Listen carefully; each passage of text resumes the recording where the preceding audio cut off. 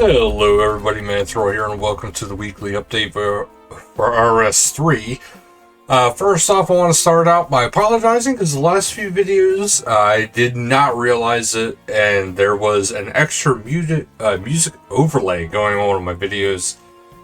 That was only intended for one video, or the one treasure hunter video, because I fast forward through it. Somehow the music got reapplied and was much louder than intended, so I thank you to the person who noticed this and notified me, because obviously don't want that error to keep happening, and I didn't want it to happen in the first place, but it was definitely a very bad oversight.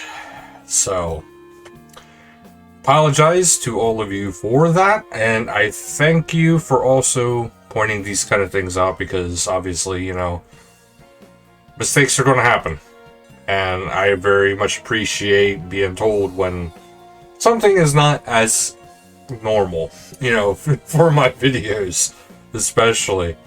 But up first for this week, we mostly have a patch week. There is a few treasure hunter things going on this week, but it's primarily a patch week. I look for more updates to start hitting a little bit more regularly in February. I don't know if a lot of you are returning or continued players or not, but usually the month of January and December are either holiday oriented or, you know, getting back into the swing of things kind of orientation. So usually it's a little either holiday festive or a little lackluster, but there's nothing wrong with patch weeks. They help out.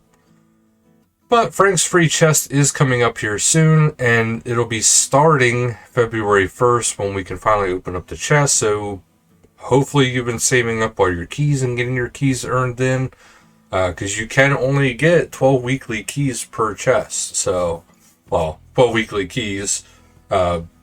And you might be lucky enough to get a red Uncharted Island map. So it's hard to say if this event will even take place again. So hopefully you get something really awesome. I'm really hoping for you guys. And then we have the Treasure Hunter calendar. So live right now is the Academy of Heroes, which includes the new ability overlays.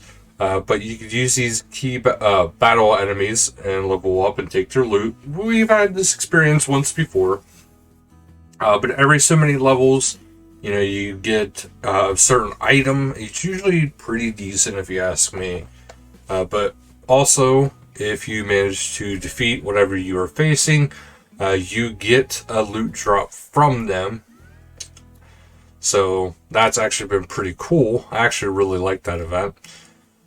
And then January 26th, there is going to be a new one that'll be ending on February 1st, which is called Loot Rooms. So, what this will be doing is you'll be able to pick between two types of chests, just like loot duels. So, there's all sorts of chests that are going to be offered, from antiques, skilling, double dragon, money, etc., etc. But you'll get instant rewards from the chest type that you are opening at the current point in time, but a duplicate of that chest will go into what is called a loot room. And once you've opened 8 chests, so that means you'll have a grand total, you know, at least 8 chests, unless you have like a double chest. Go into the loot room, and then once you have it, you'll be able to open 4 chests within that loot room, and you will not have to use keys for those things. So it's basically, you know, you would get 4, or you get 8, you get 4 free. So that's how it is. But that will be launching on January 26th, and will be ending February 1st. There's also a live stream calendar, so it is a Game Time Design Q&A, which is going to be taking place on Wednesday, January 25th. So that is coming up here pretty shortly. You can go to the dedicated thread and ask your questions. And if I remember correctly, this is one of them where it says you can ask your questions, but they will not be answering questions about upcoming updates that they have announced anyway.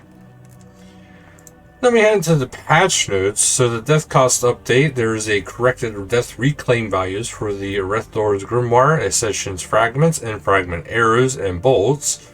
Corrected a calculation issue that would occur when switching between tabs in the death preview. This was a UI issue and did not affect the cost of death itself. The Dyed Fractured Staff of Armadillo variants have been updated to now correctly display the intended cost/item value and death cost. Fixing issue with some member-only items in the Death Overflow being claimable in free-to-play worlds. Fixing issue where the items stored with death weren't refreshing when claiming them via the gravestone. General, you can now send a quick chat messages via private message to a friend in the lobby without crashing your client. Chito and Frito have returned to Head's Oasis in their usual spots. Grim Nash no longer disappears after falling asleep during the Grim Tales quest. Tool leprechauns can no longer note elder saplings. Sign of the Porter no longer banks flowers from Head's Oasis bushes. Skull Scepter's left click option is now teleport, a bug fix in which the teleport locations for the Skull Scepter were not unlocked as intended. Players can now once again receive the Master Clue Scrolls when killing NPCs. The Necklace of Gluttony effect now applies correctly to all food types. The Legacy interface as skin now applied to Treasure Hunter Prize window.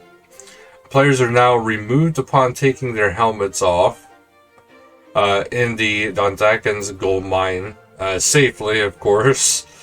Updated the penguin hint for the wilderness penguin to include new land added around the volcano. Treasure Hunter no longer closes itself the first time it is opened by new players.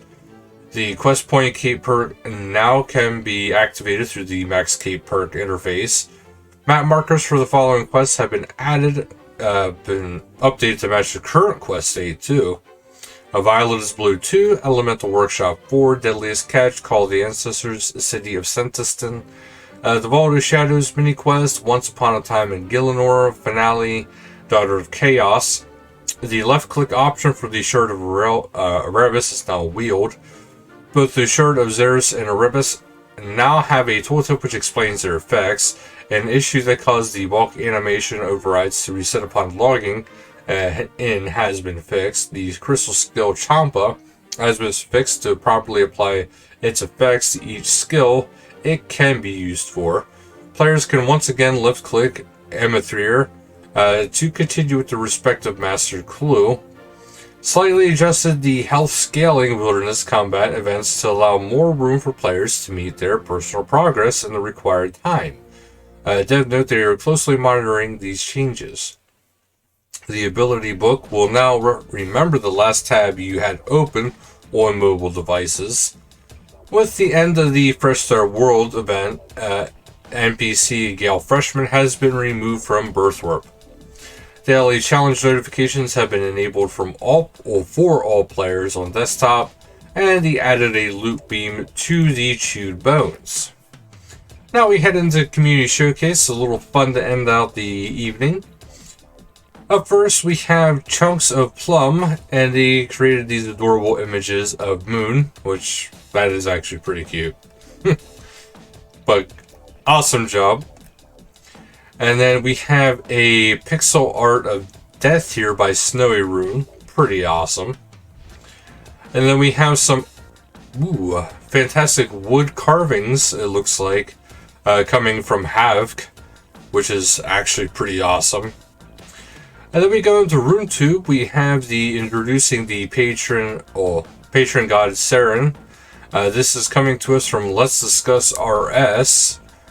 And then we have one from the RS guy, which he is including the Hardcore Iron Man Adventures, taking things to new heights.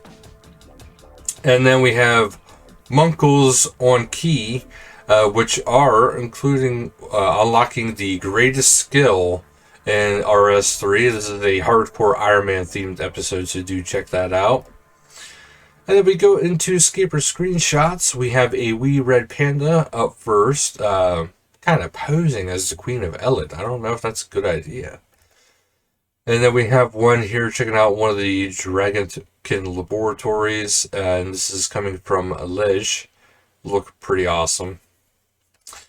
And we have Natan getting a rather interesting night view over the Tyrannan Forest.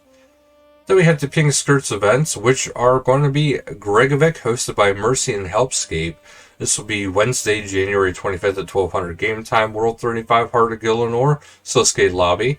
FC is Helpscape. Then we have Stealing Creation, Lady Spirit, Old Frost, and Fast SC. Friday, January 28th at 1500 Game Time, World 99. God of War's Dungeon, Ancient Prison, and the FC is the Fast SC. So thank you guys so much for watching this week. Hopefully soon we'll start having regular updates again. I do think that will be happening relatively soon. And I don't know about you guys, but I can't wait for the fort stuff to start. So thank you guys so much for watching, and until next time, later guys.